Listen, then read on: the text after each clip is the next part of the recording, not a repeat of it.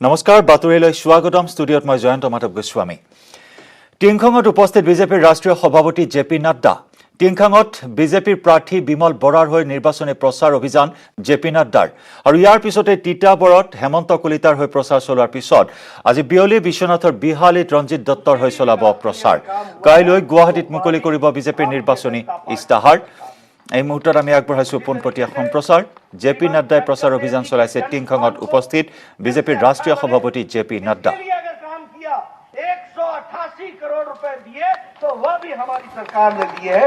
ये हमको ध्यान में रखना चाहिए, ये हमको इस बात को भी ध्यान में रखना चाहिए। मैं कह रहा था बोडो अग्रीमेंट के बारे में, देखिए दोनों काम किए। असम की भूमि वैसी ही इंटैक्ट रहे, यह भी काम हुआ, और बोडो के जो विषय थे और उनकी जो रक्षा होनी थी वह भी की गई। 50 साल से कोई इस पर काम नहीं हुआ। जैसा मैंने कहा कि हजारों लोग हताहत हुए, कोई चिंता नहीं हुई, लेकिन हमारी सरकार जब आई तो आपके साथ मैं ये कह सकता हूं, इससे पहले जो 15 साल कांग्रेस की सरकार थी तो उसमें लगभग 2155 लोग मारे गए थे, 2084 लोग सिक्योरिटी पर्सनल के मारे गए थे और हमारे 1300 लोग किडनैप हुए थे। यह बोडोलैंड के आंदोलन के समय की स्थिति थी। और बॉर्डर्स बिल्कुल जिसको बोलते हैं वो इतने घुसपैठ हो रही थी, यह भी हम सबको मालूम है। लेकिन जब बीजेपी आई तो 50 साल ये बोडो का जो आंदोलन चल रहा था वह समझौते में परिवर्तित हो गया और उनके विकास के लिए 1500 करोड़ रुपए देकर के उनके काम को भी आगे बढ़ाने का काम हुआ। लगभग इसके साथ साथ कोई 2500 हमारे लोगों ने सरेंडर किया, 4000 से ज्यादा असॉल्ट राइफल्स सरेंडर हुए और इसी के साथ साथ लगभग 2300 लोगों ने अरेस्ट हुए और उसके बाद बोडोलैंड की दृष्टि से शांति यहां पर आई है, यह हमको समझना चाहिए। आज हम बोडो के ऑटोनोमस काउंसिल को भी हम जीत गए हैं, वहां भी हमको आशीर्वाद मिला है और 1500 करोड़ रुपए उनके विकास के लिए खर्च होगा और असम में जो शांति नहीं थी वो शांति लाने का काम किया। तो नरेंद्र मोदी जी प्रधानमंत्री थे, गृह मंत्री अमित शाह थे और सोनोवाल जी हमारे मुख्यमंत्री थे जब ये काम हुआ है, इसको भी हमको समझना चाहिए। इसीलिए मित्रों, अब मैं अगर पट्टे की बात करूं, क्या स्थिति आ गई थी कि विकास के दृष्टि से अगर सड़क बन रही है तो सड़क क्यों रुकी थी? सड़क इसलिए रुकी थी कि उस पर कंपनसेशन देना था। कंपनसेशन क्यों नहीं दिया जा रहा था? क्योंकि जो लोग वहां रह रहे थे उनको मलकियत नहीं मिली, इसलिए कंपनसेशन नहीं दिया जा रहा था। वर्षों से लटका हुआ था और कांग्रेस पार्टी का काम है लटकाना, भटकाना, अटकाना, और भारतीय जनता पार्टी का काम है काम को करके देना। यह हमको समझना चाहिए, यह हमको ध्यान रखना चाहिए। और इसीलिए जब मैं इस बात को कह रहा हूं तो मैं ये कहना चाहता हूं कि पट्टे देने का काम अगर किया तो वो सर्बानंद सोनोवाल जी की सरकार ने किया, यह हम कहना चाहते हैं। लगभग 3,30,000 से ज्यादा पट्टे दे दिए गए और मुझे बताया गया कि सबसे ज्यादा पट्टे यहां दिए गए हैं, यहां के लोगों को दिए गए हैं, यह भी हमको ध्यान में रखना चाहिए। इसलिए मित्रों, जब हम विकास की बात करते हैं तो हम लोगों ने सुरक्षा की दृष्टि से, विकास की दृष्टि से कोई कसर 5 साल में नहीं छोड़ी है। फिर चाहे हमारे प्रधानमंत्री नरेंद्र मोदी जी के नेतृत्व में कोई आशीर्वाद दिल्ली से चाहिए था, वो भी मिला और यहां पर हमारे मुख्यमंत्री जी ने सब लोगों को साथ लेकर के इस विकास को आगे बढ़ाया है। अब मैं अगर समृद्धि की बात करूं, आज हम चाय बागान में खड़े हैं। मुझे याद है कि पिछली बार मैं स्वास्थ्य मंत्री था और मुझे अच्छी तरीके से याद है चुनाव से पहले हमारे उस समय के जोरहाट के एमपी अपने तासा जी और हमारे रामेश्वर तेली जी दोनों मेरे पास आए थे और इन्होंने कहा था कि स्वास्थ्य का बुरा हाल है, हमको कुछ करना चाहिए। मैंने कहा था मैं डिस्पेंसरी खोलूंगा। फिर मुझे बताया गया कि चाय के बागान में मलकियत नहीं मिलती, इसलिए डिस्पेंसरी खोलना मुश्किल है। और मुझे अच्छी तरीके से याद है कि गुवाहाटी से मैंने झंडा हिला करके 135 मोबाइल मेडिकल यूनिट यहां भेजे थे, यह भी हमको अच्छी तरीके से याद है। आज 1000 करोड़ रुपए खर्च होने वाला है चाय के बागानों के लिए, माताओं के लिए, उनकी शिक्षा के लिए, बच्चों की शिक्षा के लिए, माताओं के स्वास्थ्य के लिए, नौजवानों की चिंता करने के लिए, रोजगार के अवसर प्रदान करने के लिए प्रधानमंत्री मोदी जी ने इस बार 1000 करोड़ रुपए सिर्फ चाय के बागीचे में लोगों जो रहते हैं उनके काम के लिए किया है। इसी तरीके से अगर मैं बात करूं विकास की, तो ये जो बोगीबील ब्रिज है, ये ब्रिज लंबे समय से लटका हुआ था, कोई इसका ध्यान नहीं दे रहा था। मोदी जी का आशीर्वाद हुआ और यह काम पूरा हुआ है, यह भी हमको ध्यान में रखना चाहिए। आज आप चुनाव के लिए जा रहे हैं, कौन है जो चुनाव के जिसने असम की जनता की चिंता की है? मनमोहन सिंह यहाँ के प्रधानमंत्री रहे, यहां से प्रधानमंत्री रहे, लंबे समय तक राज्यसभा के सदस्य रहे, गैस पर रॉयल्टी नहीं दे सके, लेकिन प्रधानमंत्री मोदी जी ने गैस पर रॉयल्टी दी और 8000 करोड़ रुपए आप तक पहुंचाने का काम किया असम की जनता के लिए। यह हमको ध्यान में रखना चाहिए। 13वीं फाइनेंस कमीशन में सिर्फ 50,000 करोड़ रुपए असम को मिले थे, और जब 14वीं फाइनेंस कमीशन 2014-15 में आई तो प्रधानमंत्री मोदी जी ने 1,55,000 करोड़ रुपए असम को दिया। यह हमको ध्यान में रखना चाहिए। उसी तरीके से सड़कों के लिए लगभग 11,500 किलोमीटर की सड़कें बनी है, 11,500 किलोमीटर की सड़कें। और उसी तरीके से उड़ान के माध्यम से 14 नए हवाई मार्ग यहां पर सैंक्शन हुए, 14। यह भी हमको ध्यान में रखना चाहिए। ये हमारा नॉर्थ ईस्ट का एरिया ये कटा हुआ था, कोई इसकी चिंता नहीं करता था, लेकिन जब से प्रधानमंत्री मोदी जी बने हैं उन्होंने बार बार असम और नॉर्थ ईस्ट के स्टेट्स का दौरा किया, मुख्य धारा में लाए और मुख्य धारा में ला करके यहां रेल नेटवर्क को आगे बढ़ाया। अब सारी नॉर्थ ईस्ट में ब्रॉड गेज रेलवे लाइन आ रही है, यह हमको ध्यान में रखना है। इसलिए विकास की एक नई कहानी रखी गई। बैम्बू इंडस्ट्रियल पार्क देने का यहां पर योजना बनी और उसके लिए लगभग 75 हेक्टेयर में 50 करोड़ रुपए खर्च होंगे बैम्बू पार्क, इसके पार्क के लिए। उसको भी हमको ध्यान में, इंडस्ट्रियल पार्क के लिए बनने का योजना बनी। मित्रों, मैं एक प्रदेश का फॉरेस्ट मिनिस्टर भी रहा, मुझे मालूम है कि बैम्बू में आपको कितनी दिक्कत आती है, क्योंकि कानून भारत सरकार के ऐसे थे कि बैम्बू को हम पेड़ मानते हैं और उसके कटने की इजाजत के लिए परमिशन चाहिए। हमने कानून को सरलीकरण किया और बैम्बू इंडस्ट्री को डेवलप करने के लिए फॉरेस्ट के उस प्रावधान से बैम्बू को निकाल दिया। आज ज्यादा से ज्यादा लोग बांस की खेती करेंगे और उसके लिए अपने दृष्टि से विकास करेंगे। वो कानून में हम परिवर्तन लेकर के आए, ये भी हमको ध्यान में रखना चाहिए। इसी तरीके से हमारे बराक वैली, वहां फिशरीज का काम, मत्स्य पालन का काम है। मत्स्य पालन का अलग विभाग तो बनाया ही प्रधानमंत्री जी, लेकिन उसके लिए ब्लू रेवोल्यूशन लाने के लिए एक विशेष योजना के तहत यहां काम चला है, यह भी हमको ध्यान में रखना चाहिए। और उसी तरीके से अगर हम बात करें, इस साल बजट में 53,000 करोड़ रुपए असम को दिया गया है, 53,000 करोड़ एक साल में।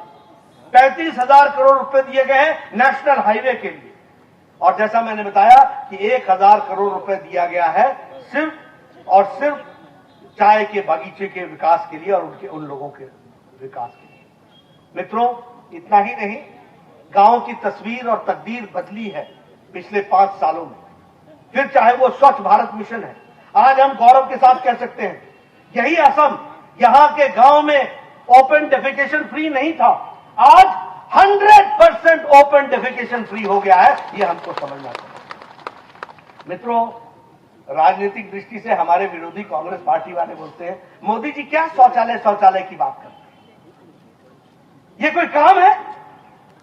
शौचालय क्या होता? आपको मालूम नहीं कांग्रेस पार्टी के लोग और नेतागण कि शौचालय मतलब महिलाओं का सशक्तिकरण है। भारत के गांव में और असम के गांव में भी लोग शौचालय जाने के लिए हमारी बहनें और माताएं सूर्योदय से पहले और सूर्यास्त के बाद जाने का इंतजार करती थी। बोलिए, मैं सही बोल रहा हूं कि नहीं बोल रहा हूं? मैं सही बोल रहा हूं कि नहीं बोल रहा हूं?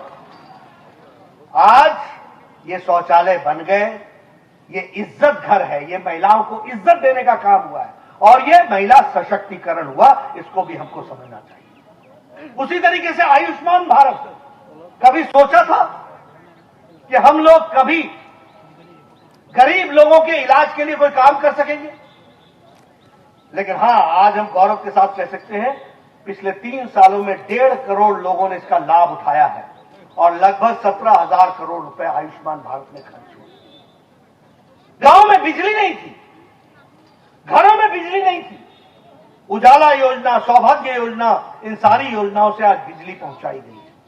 आप उनसे पूछो जिनके घर में बिजली नहीं है, उनके घर की स्थिति क्या है।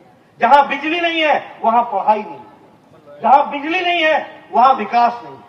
आज वो बिजली को पहुंचाने का काम वहां पर हुआ है। इसलिए मित्रों, अगर मैं विकास की दृष्टि से कहूं तो यह कहा जा सकता है कि भारतीय जनता पार्टी का मतलब है विकास और कांग्रेस पार्टी का मतलब है अंधकार। यह हमको समझना चाहिए। अगर अंधकार चाहिए तो कांग्रेस की तरफ देखना है और अगर विकास चाहिए, बढ़ने के लिए आगे चाहिए, तो नरेंद्र मोदी जी के हाथ मजबूत करने हैं और भारतीय जनता पार्टी को लाना है। यह हमको समझना चाहिए। मुझे कई बार आश्चर्य भी होता है। पॉलिटिक्स ऑफ अपॉर्चुनिज्म तो किया ही, अवसरवादी राजनीति तो की ही, लोगों को धोखे में भी डाला। अभी अभी एक नेता कांग्रेस पार्टी के जब आए तो उन्होंने यहां पर एक अपनी तस्वीर के साथ वो चाय के बागान दिखाने की कोशिश की। वो चाय का बागान भारत का नहीं था, वो ताइवान का था। वो चाय का बागान यहां का नहीं था, श्रीलंका का था। यानी जिन लोगों की सोच में भारत की मिट्टी नहीं है, वो क्या विकास करेंगे, इस बात को हमको समझना चाहिए। मैंने कभी चाय के बागान में जाकर के चाय की पत्तियां नहीं तोड़ी, लेकिन इतना मेरे को ज्ञान है कि अप्रैल के बाद से ही पत्तियां तोड़ी जाती हैं। मार्च महीने में फोटो खिंचाने के लिए क्यों गए थे? ये क्या है? ये किस तरीके की राजनीति है? मित्रों, असम की जनता बहुत जागरूक है। असम की जनता जानती है कि कौन यहां फोटो खिंचाने आता है और कौन यहां सेवा करने के लिए आता है, इस बात को जानती है। और इसीलिए मैं आप सबसे निवेदन करने आया हूं। जहां तक विमल बोरा का सवाल है, विमल बोरा नेता आज से नहीं, छात्र के समय से नेता रहे हैं, ये हमको समझना चाहिए। जेबी कॉलेज में जनरल सेक्रेटरी रहे, छात्रों का नेतृत्व किया, दिन रात आप लोगों की चिंता की। आप बताइए, आप लोगों से घुल मिलकर के काम करते हैं कि नहीं करते? करते हैं कि नहीं करते? आप बताइए, इन्होंने नेशनल हाईवे 52B इसके काम को गति दी कि नहीं दी? पूरा किया कि नहीं किया? आप बताइए, गांव को पूरी इलेक्ट्रिसिटी दी कि नहीं दी? आप बताइए कि इन्होंने गांव की सारी सड़कें ठीक की कि नहीं की? मित्रों, तो 5 साल इन्होंने काम किया। अब चुनाव में आपने काम करना है और इनको फिर से विजय हासिल करानी है। ये मैं आपसे कह रहा हूं। मित्रों, आप खुशनसीब हैं कि आपको ऐसा प्रतिनिधि मिला है जो दिन रात आपके साथ सेवा करने के लिए जुड़ा है, जो बचपन से छात्र नेता के रूप में उभर करके आया है। इनको चुनाव में जिताना हमारी। ইফালে কংগ্ৰেছ নেত্ৰী প্ৰিয়ংকা গান্ধীয়ে আজি 3খনকৈ নিৰ্বাচনী সভাত অংশ ল'ব। ক্ষন্তেক পিছতে সৰুপথাৰত উপস্থিত হ'ব প্ৰিয়ংকা গান্ধী। সৰুপথাৰৰ ৰজলিনা তিৰ্কিৰ হৈ প্ৰচাৰ চলাব প্ৰিয়ংকা গান্ধীয়ে আৰু ইয়াৰ পিছতে কলিয়াবৰ আৰু বৰদোৱাত 3খনকৈ সভাত অংশ ল'ব কংগ্ৰেছ নেত্ৰীগৰাকীয়ে। কলিয়াবৰত প্ৰশান্ত কুমাৰ শইকীয়া আৰু বৰদোৱাত শিৱামণি বৰাৰ হৈ প্ৰিয়ংকাই বজাব নিৰ্বাচনী ৰণদংকা। বৰদোৱা সত্ৰতো আজি আশীষ ল'ব প্ৰিয়ংকা গান্ধীয়ে। উল্লেখযোগ্য যে দেওবাৰে যোৰহাট, নাজিৰা আৰু খুমটাইত নিৰ্বাচনী প্ৰচাৰ সভাত অংশ লৈছিল প্ৰিয়ংকা গান্ধীয়ে। যোৰহাটত কংগ্ৰেছ প্ৰাৰ্থী ৰাণা গোস্বামী, নাজিৰাৰ কংগ্ৰেছ প্ৰাৰ্থী দেৱব্ৰত শইকীয়া আৰু খুমটাইৰ বিস্মিতা গগৈৰ হৈ চলাইছিল প্ৰচাৰ আৰু ঠিক তেনেদৰে আজিও তিনিখনকৈ প্ৰচাৰ সভাত ভাগ ল'ব প্ৰিয়ংকা গান্ধীয়ে। প্ৰথমে তিতাবৰ, তাৰপিছত কলিয়াবৰ আৰু শেষত বটদ্ৰৱাত কংগ্ৰেছ প্ৰাৰ্থীৰ হৈ নিৰ্বাচনী প্ৰচাৰ চলাব প্ৰিয়ংকা গান্ধীয়ে।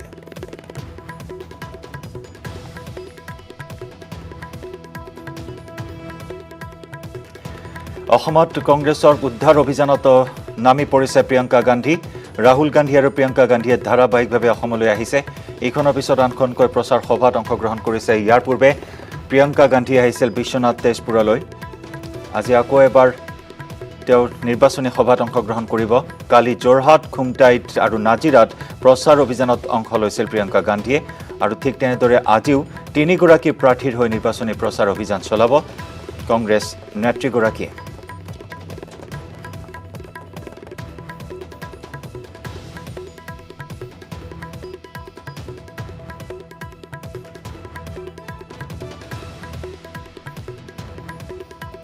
প্ৰথমে উপস্থিত হ'ব সৰুপথাৰৰ কংগ্ৰেছ প্ৰাৰ্থী ৰজলিনা তিৰ্কীৰ বাবে নিৰ্বাচনী প্ৰচাৰ অভিযানত ভাগ ল'ব প্ৰিয়ংকা গান্ধীয়ে আৰু তাৰ পিছতে কলিয়াবৰৰ প্ৰাৰ্থী প্ৰশান্ত কুমাৰ শইকীয়া আৰু বটদ্ৰৱাৰ প্ৰাৰ্থী শিৱামণি বৰাৰ হৈ প্ৰচাৰ চলাব প্ৰিয়ংকা গান্ধী আৰু বিভিন্ন প্ৰান্তৰ পৰা আমি পোনপটীয়া সম্প্ৰচাৰ আগবঢ়াম প্ৰিয়ংকা গান্ধীৰ প্ৰচাৰ অভিযানৰ। এক গুৰুত্বপূৰ্ণ খবৰ, ব্ৰেকিং নিউজ। দেশত মহামাৰী কৰোনাৰ সংহাৰ অব্যাহত। দেশত এদিনতে ৪৬,৯৫১ জন আক্ৰান্ত হৈছে কোভিড-19। ২০২১ বৰ্ষৰ এদিনত এয়া সৰ্বাধিক আক্ৰান্তৰ সংখ্যা।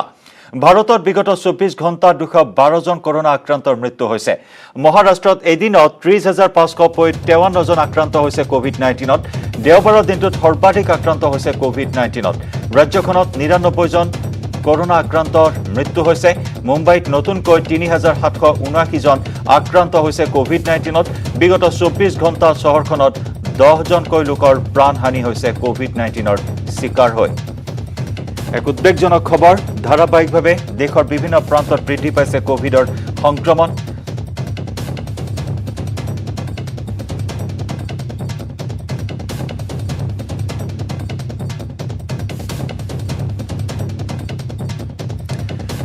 আৰু ইতিমধ্যে আমি জনাইছো নিৰ্বাচনৰ গৰম বতাহ। ৰাজ্যৰ বিভিন্ন প্ৰান্তত ভিভিআইপিৰ আগমন ঘটিছে। নিৰ্বাচনী প্ৰচাৰ অভিযানত অংশগ্ৰহণ কৰিছে ৰাজনৈতিক তাৰকাই আৰু একেই মুহূৰ্তত ধেমাজিৰ জোনাইত উপস্থিত হৈছে কেন্দ্ৰীয় গৃহমন্ত্ৰী অমিত শ্বাহ। আজি তিনিখন নিৰ্বাচনী সভাত অংশগ্ৰহণ কৰিব অমিত শ্বাহে। এই মুহূৰ্তত জোনাইত উপস্থিত হৈছে অমিত শ্বাহ। জোনাইত বিজেপিৰ প্ৰাৰ্থী ভুৱন পেগুৰ হৈ প্ৰচাৰ চলাব কেন্দ্ৰীয় গৃহমন্ত্ৰীগৰাকীয়ে। জোনাইত উপস্থিত হৈছে ভুৱন পেগুৰ হৈ প্ৰচাৰ চলাবলৈ কেন্দ্ৰীয় গৃহমন্ত্ৰী অমিত শ্বাহ আৰু জোনাইত প্ৰচাৰ অভিযান চলোৱাৰ পিছতে মাজুলীত উপস্থিত হ'ব।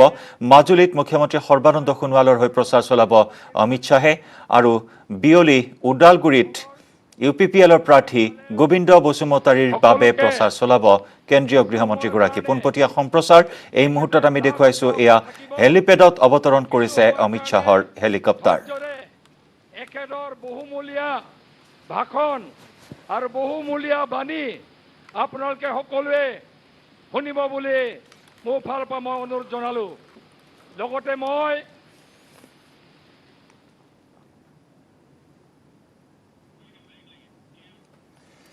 আমি খবৰৰ ধাৰা অব্যাহত ৰাখিম। পোনপটীয়া সম্প্ৰচাৰ আগবঢ়াম জোনাইৰ পৰা। তাৰ পূৰ্বে লৈছো আন এটি বাণিজ্যিক বিৰতি।